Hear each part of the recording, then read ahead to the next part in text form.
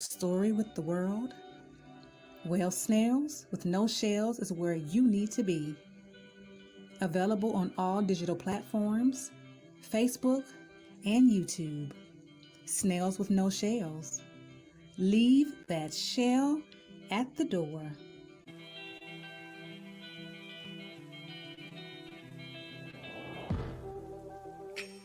Where did we go wrong? We were doing.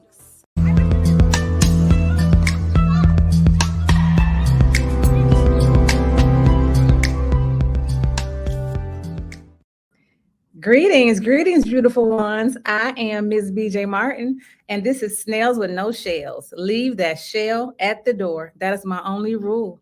All right, ladies and gentlemen, I have a beautiful guest coming to the stage. She's beautiful, talented. She's amazing. And her heart, her heart, she has the hugest heart. I'm going to let y'all meet her. I'm going to let y'all bring her to the stage. The beautiful Sacha Walton. Hey, girl. Hey. Hey, Sacha. How are you? I am wonderful. How are you, BJ? I am amazing. Thank you. Thank you. Ladies and gentlemen, this is Sacha Walton, the business strategist. Now, I will say I'm a little biased about Sacha because I met Sacha when we were in the Dominican Republic for the Own It anthology. And I said, when I met her, it's like we clicked. You know how, along this journey, you have soul family, you meet them and it's just automatic click, no problems. We just came together and it's just been love ever since. So yes. Shout out to the crew. Yes, the crew. Y'all know who y'all are. Okay, so we'll get into the DR trip and all that later on in the show. Yes. Okay, so Sacha, tell us a little bit about you. So I am, oh my gosh, I'm a mother. My daughter is 27. She got married. So I'm a empty nest. I've been an empty nest for a long time, but now it's just like saying like, oh, my daughter's married now. And I have a 13-year-old fur baby. That's my baby. And so, yeah, those are my two heartbeats. I am a podcast host. I am a business strategist. I'm the owner of SWI Management Group, where we help businesses develop strategic planning and business development, as well as event production. And, I just have this beautiful ecosystem between my personal brand and my business. And I just love what I do and helping other people and helping entrepreneurs just grow sustainable businesses. I love it. Love it. Love it. Love it. Okay, Sacha, where were you born and raised? So I was actually born in Landover, Maryland, PG County, and but I was raised here in Virginia in the two up, two down, VA. Cool mouse. It's home of the 757. Home of Pharrell and all of the greats, Missy and everybody, and so I was raised in this area. I love it here, but my heart takes me, like my business takes me all around the world, throughout the states, but my home base is right here in Virginia. Yes. Okay. And what was it like growing up in Virginia? Ooh, it was. So now you're gonna date me. So I am that 70s, 80s baby. So growing up and during that time frame, it was really cool. It was always, hanging out, having fun as kids, getting in our little trouble and things like that we did, innocent stuff, of course. And but I used to play basketball in high school. I played all four years in high school. And So what position did you play? So I was a guard. Okay. I did play a guard. So I was that. They try to get me in point. I ain't like point too much, but definitely guard. Played some forward sometimes, depending on how tall the other ladies were. The other girls, because I was a shorty. But yeah, that was my heart. That was my heart. Basketball. But growing up was fun. It was just everything. I used to dance and break dance, and I used to rap. I'm retired. Don't ask me to rap. And then, so all those things that we did, this is like, oh my gosh, this is the 50th year of hip hop. Yes. So yeah, so I'm a straight hip hop head, old school hip hop. So just shout out to the anniversary of the 50th year of hip hop, because that was, coming up in the same era, with Run DMC, LL Cool J, Lottie Dottie with Slick Rick, and Big Daddy all those Kane. Big Daddy Kane, the whole list, BC Boys, everything. So yeah, I'm not trying to make this a brown sugar moment, but hey. I mean, we can do that though. I can do that. Yes. Easy. Yes. So Yes. When did you fall in love with hip hop? When I fell in love with hip hop, it was when I heard KRS-One with Boogie Down Production. It was The Bridge Is Over. Yes. South Bronx, and The Bridge Is Over. That is when I fell in love with hip hop. See, ladies and gentlemen, we just getting started. So Sacha is the truth. Y'all see who I love this woman. Man, you talking about dope. And look, and before I get back to my next question, Sacha, you had something, weren't you in the had something to do with the music industry for a little while? Yeah. So actually I used to manage music artists. Independent music artists. So, like as I said, I was an aspiring artist back in my young years, and oh my gosh, I loved it. It was just like I wasn't a freestyler, as I always had to write out my stuff. But my goal was to be like part of Boogie Down Productions. I wanted to be one of the crew.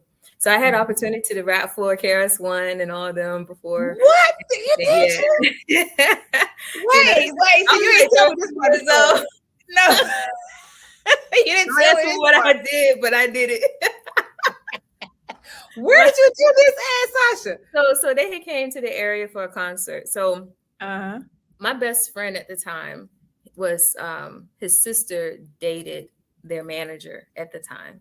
Okay. And so when they came down, they was at the radio station and everything. So I was able to get through and talk to them and everything. And I actually just did all of that right there with them on the phone. I rapped for them and everything. One of my other things is I've actually performed. So I went to the same school with Missy Elliott. And actually that's my cousin. So we went to the same school, and she was a grade over me, a year older than I am, or 2 years older. And so she used to always do talent shows. So I had opportunity to perform in a talent show with her at the time, and I was being schooled as the DJ. Okay. Being schooled as a DJ. That's what they wanted me to do. Sacha, you're gonna be the DJ. I'm like, okay. So things didn't work out. I ended up being one of the dancers. So freshman year of high school, being able to do that. But my love for hip hop was always there. And so I ended up transcending that into helping other artists. When I just stepped back from the game myself, I helped other artists. And I had different, I had rap crews, R&B artists, gospel artists, and everything that I used to manage. And so I did that for a while, for about maybe 15 years off and on. And then I transcended into helping music artists see themselves as entrepreneurs. So to help shift that mindset. So I was just like, I wanted to come into the game with a different narrative. Everybody's always talking about music business, how to get through the business and all this other stuff. They talk about the same thing all the time, but very few talk about how to shift your mindset as an entrepreneur, because that's who you are entering into the music industry as a rap artist or as a music artist or so forth. So that's what I do now in terms of helping artists and creatives when it comes down to the business side of things. But yeah, like I said, it was a brown sugar moment in my life, but definitely be able to do that and help artists out. Dope. I love it. Thank you. Love it. Okay, so all right. So my next question for you is, what did you want to be when you grew up? Oh my gosh, what's so crazy is I wanted to be a veterinarian. Really? A rapping veterinarian. I want to be a rapping. So the career wise, I wanted to be a vet, but then, creative wise, I wanted to be a rapper. Really, that's what I wanted to be. But when I look back, I always found myself playing around the house as a young kid with all like school supplies, always, administrative, always doing something business wise, like counting some fake money and all this other stuff. And mm, actually I used to hustle in elementary where I used to draw and freehand draw, trace. I did everything. But I sold kids buying the pictures. So, I was selling them for like 25 cents, 35 cents, so forth. my And goodness. had my ice cream money for the week in elementary. So that'll be like my first, entrepreneurship type of deal. But I would say that it just kind of, that's when you're a kid, you see those things and you're doing those things. But I would say that when I went to college, one of the things I was like, so, how you don't never know like what you want to major in, right? Mhm, So I was like, okay, I'll major in accounting because my mom is an accountant. It should be easy doing that because she's doing it right. And then mhm, I was like, no, I'll go ahead and do mass communications. And I remember going to open house. I was at Nova State, mhm. HBCU. And All so right. I did orientation at Nova State and we walked around and did the mass communications, looked at that, and then also looked at journalism. And I'm saying all this because, like, sometimes the things that we don't really get into at that moment, we end up doing. And Mhm, so I look at a lot of things that I do now as along the lines of journalism and mass communications because I have my podcast. I'm a contributing writer for Own It magazine and for some other publications as well. And, so it's like, wow, that's like a full 360. But I ended up majoring in business. So my background is business. I have a degree in business management administration and a master's in management. And so everything that I do with people that I work with, corporations or so forth, I pull all the skill sets from school, from 20 years of working in corporate America and so forth, into everything that I do to help people out now. So mhm, it's full circle. mhm, mhm. I love it. I love it. I do. Thank So you. what? Okay, so you want to be a veterinarian Yeah, and I you love wanted to be animals. a rap star. What Yeah. made you how did you get into entrepreneurship? Like what made you say, "Okay, I'm going to work for myself." It was just like, I don't know, it was just something that I wanted to have something of my own. I'm really big into legacy. When I got started, like for real, you know what I'm saying? So it's like we can always think about what we want to do, but never do it. So I've Mhm, always had my hands on my ideas or everything, even like in my early 20s, and wanting to do anything in entrepreneurship. But when I went into it full head into it, as far as like as a side business leading up to a full-time business, and so forth, is because I wanted to have something for my daughter. I wanted to show my daughter that this can be done. That you can have something of your own, that you can have something that says, we want to create legacy. We want to sit here and do something different. I look at my family members and have a lot of family members that are doing great things. And then I look at some of the family members, it's like, oh, when they pass away, it's like, okay, what did they leave? mhm, So it's like, a good cross between all, still doing great things. But it's like, I wanted to be able to do something different. And so with my mindset and with just the ingenuity and just being innovative and everything, I just, okay, let me go ahead and do it. My first thing as far as entrepreneurship was event production.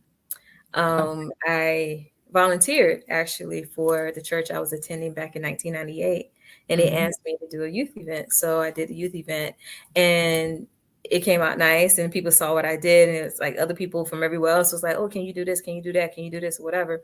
And then mhm, eventually, I was like, "You know what? Let me get out of my shell."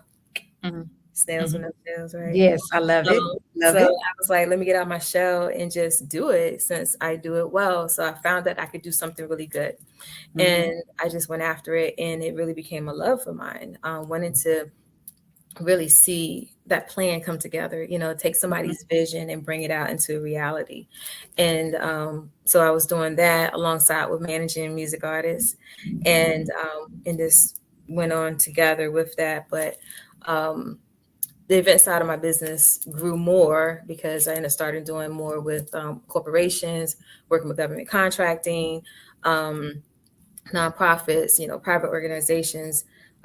We've done everything from music festivals to conferences to 5Ks and stage productions and so Mm. forth. So we've touched pretty much every scope of different types of events, and Yes. including weddings and parties, that too. But Mhm. I love the large scale.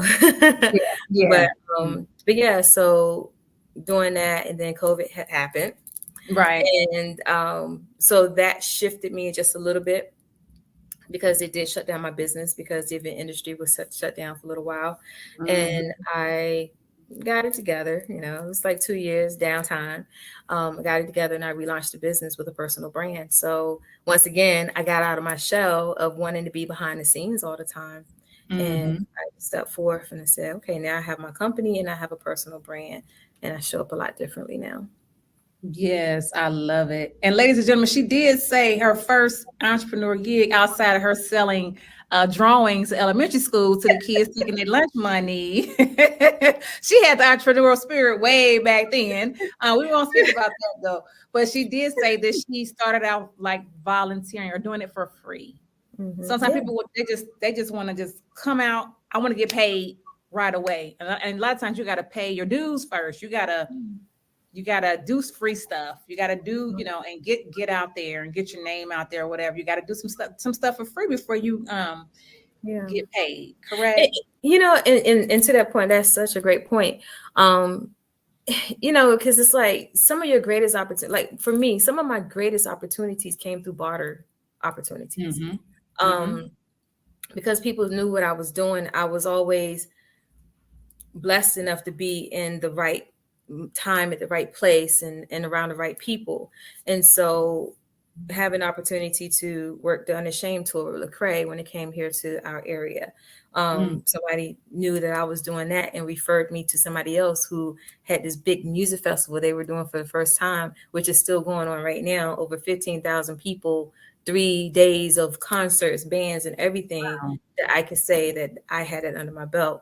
Also had Mm-hmm. opportunity to be on TV, to be interviewed with Michael Copine, who is an actor, for Scorpion Mm-hmm. King 2 and so forth. So it's like you never want to negate the opportunities, even if it's a free opportunity, Yeah. because it adds to your credibility. You can add it to your resume. It helps to build your credibility once again. And then also, it shows more of a performance that you can actually show people that this is what you can do. And Yes. then people see you, then they're going to say, okay, well, let's do this. Now, here's the caveat to it. Now, you can always still put a price on it, Mm-hmm. even though you did it for free. Still put a price on it, because at the end of the day, you still can charge for your services without having to exchange money. And that's where the barter system comes in at. But, it's beneficial. And it's like I said, some of my greatest experiences has been that way, and it's led me into greater things. So don't negate it. Yeah, I love that. I love that. I love that. Now look, let's talk about, okay, so done so many entrepreneurial things and you've done a lot.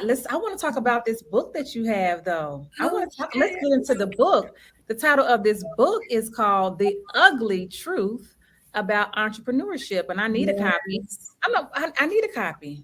I need to have Yes, my yes, copy yes. so I can start I gotta get you a copy. I will get you yeah, a 'cause copy. I Yes, want to. I want ma'am. to. Yeah, we need to get some advertising, get people to know about these books, man, so I Yes, can have them on the yes. show. So I can have another guest on here, and I can have your book up. You know what I'm saying? So, but yeah, we'll Mhm. talk about that. Yes, we shall. We will. Yes, yes. But But yeah, yes, the book is called The Ugly the ugly Truth truth. About Entrepreneurship. But I know we did have a conversation about when COVID hit. Was this book written before COVID or was this after? This was after. So Okay, this book, perfect. the other part to the title is Keys to Managing Mental Wellness. So it's the ugly truth about entrepreneurship, keys to managing mental wellness. This is my passion book. This is my book that I wrote because of the pandemic.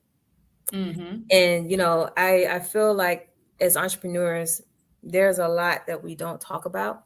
Mm-hmm. We're not open and transparent enough to say, there are some ugly truths about what we go through. We always, a lot of times people will show the glorious side of entrepreneurship, the glamorous side, and so forth. but you don't talk about how many nights that you actually cried, or how many times you didn't know what you were going to pay next because somebody didn't pay an invoice, or you didn't get a deal that you thought you was going to get, or whatever. And there's so many of those stories, and that's a big part of my story. So when COVID hit, it shut down my business. I was, prior to going to full-time entrepreneurship, I was working a job for 20 years, and I Okay. had my business on the side. I was laid off and in 2018. And so I just would say, you know what, I'm going to go ahead and just lace it up, do what I got to do. And I moved my business into a full-time business. I was able to scale six figures within the Congratulations. first 6 months. Thank you. Wow. Of Wow. government contracting. I went heavily after government contracting. So I Mm, am a federal prime contractor as well. And so 2 years in full-time entrepreneurship, COVID hit, knocked it down. So I'm going from thriving to surviving real mm, quick mm. because COVID had us shut down for so long. And so I went through, not only with my business being shut down, I shut down. And so I went through that emotional battle, that emotional state of being where it's just like, you know what, I don't know whether I'm coming or going. I don't know what's going to happen next. I need to pay my mortgage. I need to pay my car payment. I got a dog to take care of. I got all these other things.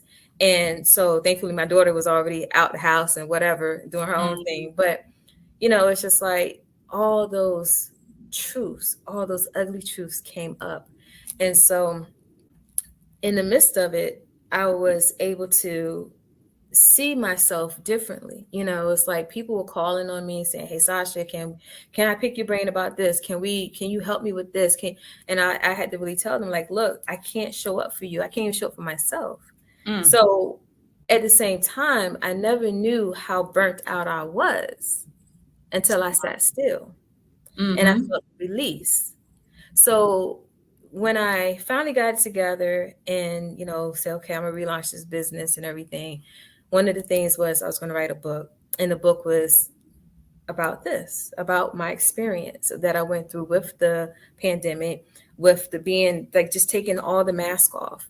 And so there were some keys, some valuable keys that I took out of my experience.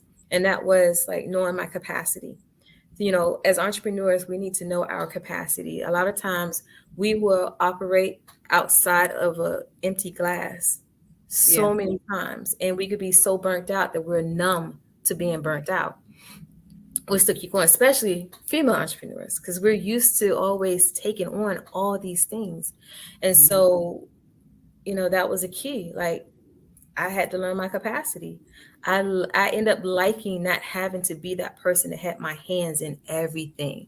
Prior to the pandemic, I was in everything. I had Mhm. my business. I was working a full-time job. I managed another business. So I was also helping other businesses develop too and scale. And Mhm. so I had my hands in so many different pots and moving and moving. I'm just like, okay, I'm just doing this thing. But I was really burnt out. And Mm, so, also another key in the book is removing the mask, like really being real with yourself as an entrepreneur, like really being real. Remove that mask and see yourself for who you really are, and know how to deal with that inward part, because who we are on the inside reflects everything around us, even including our business. And so that's one of the things that I include, like mindset coaching with my business strategy coaching, because it all starts from here first. It all starts from within. And that way our business can be healthy. If we're healthy, our businesses are healthy. And mhm. so those are just some of the keys. Talk about systems and, how we can set that up, how prioritizing self-care, like all these things are keys to managing wellness, because when we have our systems in place, we have wellness. When we prioritize self-care, we have wellness. When we know our capacity, we have wellness. So it's like all these different things. And when we're being real with ourselves, we have wellness. And so that's what the book is about in a nutshell. I know I gave a little extra nuggets, Yeah, but you did. but I love talking about it. And I just make myself, I am self-proclaimed advocate of entrepreneurship and mental wellness, Mm, because of what I went through. So I wrote this book. I was going to I was speaking in Paris, And so when I had to come out for the topic of this conference, and I was just like, oh, I got all these prestigious people up on this conference, whatever. What am I going to talk about? And I was like, oh, mental health and entrepreneurship. Right. So what came out right before I left to go to Paris. And Wow. and that's what I actually, talked from. Yeah, and that's beautiful. And so you said, what am I going to talk about? Was what was truly authentic to you? Yeah. That's all there was to talk about. Mm-hmm. Not worry about Absolutely. what everybody else is talking about. Just be you, right? Be that. That's I it. love it. I love it. And what's the title of the book again? It is the ugly truth about entrepreneurship, keys to managing mental wellness. This is even a selfie. I love talking about this. The picture. It's a Yeah. selfie. It's a selfie that I took when I was going through the Mm. state of things I was going through, and I just always remember that smile. So Yes, that's that's a why it's beautiful on the picture. cover. Thank Yeah, you. so let's let me see. What do I want to go with this? Mhm. Let's have. I want to because it's so much, but you got to wind up coming back again. I already know. So let's talk about your. We're gonna talk about your coaching business first. Then we're gonna take a commercial break, and Okay. then we'll come back and talk about the owner anthology and the DR. Yes. I want to talk about your coaching program first. Yes. Yes.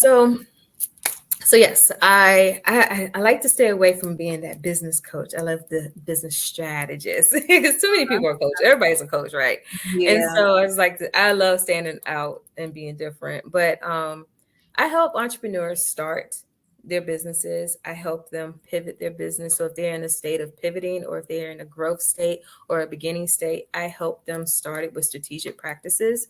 Um, I firmly believe in a small business should establish themselves like a corporation does, not to be incorporated, but to establish as a corporation. So, like when you see these big corporate companies operating the way they do, they're still small businesses in the terms of the Small Business Administration, because it's all about value, how much they're bringing in.